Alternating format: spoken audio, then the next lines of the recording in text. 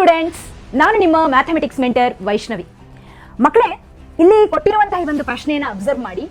ಈ ರೀತಿಯಾದಂತಹ ಪ್ರಶ್ನೆಗಳನ್ನು ನಿಮ್ಮ KCET ಕೇಳುವಂತಹ ಚಾನ್ಸಸ್ ಇರುತ್ತೆ. ಸೊ ಈ ಪ್ರಶ್ನೆಗೆ ಲಿಮಿಟ್ ಅನ್ನ ಅಪ್ಲೈ ಮಾಡ್ದೇನೆ ಜಸ್ಟ್ ಒಂದು 10-20 ಸೆಕೆಂಡ್ಸ್ ಅಲ್ಲೇ ಉತ್ತರ ಹೇಗೆ ತಗೊಂಡ್ಬರೋದು ಅನ್ನೋದನ್ನ ನೋಡೋಣ. ಓಕೆ, ಸೊ ನಿಮಗೆ ಯಾವಾಗಲೇ ಆಗಲಿ limit θ tends to 0 1 minus cos p θ divided by 1 minus cos q θ ಈ ಫಾರ್ಮೆಟ್ ಅಲ್ಲಿ ಪ್ರಶ್ನೆ ಇತ್ತು ಅಂದ್ರೆ ನೀವು ಉತ್ತರ ಹೇಗೆ ತಗೊಂಡ್ಬರ್ಬೇಕು ಗೊತ್ತಾ? ತುಂಬಾನೇ ಸಿಂಪಲ್. ನ್ಯೂಮರೇಟರ್ ಹಾಗೆ ಡಿನೋಮಿನೇಟರ್ ಗಳಲ್ಲಿ ಇರ್ತಕ್ಕಂಥ ಥೀಟಾಗಳ ಕೋಎಫಿಷಿಯಂಟ್ ಗಳನ್ನ ಹೊರಗೆ ತೆಗೀರಿ. ದಟ್ ಈಸ್ ಪಿ ಹಾಗೆ ಕ್ಯೂ ಇಲ್ಲಿ, ಹೌದಾ? ಸೊ ಇವುಗಳ ಸ್ಕ್ವಯರ್ ಮಾಡಿ. ಸೊ ಇದರ ಸ್ಕ್ವಯರ್ ಮಾಡಿದಾಗ ಏನು ವ್ಯಾಲ್ಯೂ ಬರುತ್ತೋ ಅದೇ ನಮ್ಮ ಉತ್ತರ.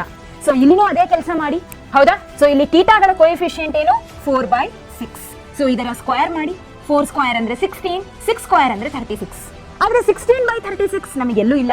ಹಾಗಿದ್ರೆ ಫರ್ದರ್ ಇದನ್ನ ಸಿಂಪ್ಲಿಫೈ ಮಾಡಬಹುದು. So 4 4s are 16, 4 9s are 36. So 4/9 ಇದೇನಾ ಎಲ್ಲಾದ್ರೂ? ಎಸ್, ಆಪ್ಷನ್ ಎ ಅಲ್ಲಿ ಇದೆ. 4/9 is the right solution. Okay, yes. So ಅಂದಾಗೆ ಮಕ್ಕಳೇ, ನಿಮಗೆ ಇನ್ನೊಂದು ವಿಷಯ ಹೇಳಬೇಕು. ಇದೇ ಭಾನುವಾರ ಅಂದ್ರೆ 22 ಫೆಬ್ರವರಿ ನಿಮಗೆ ಏನೋ ಒಂದು ಬಿಗ್ ಸರ್ಪ್ರೈಸ್ ಬರ್ತಾ ಇದೆ.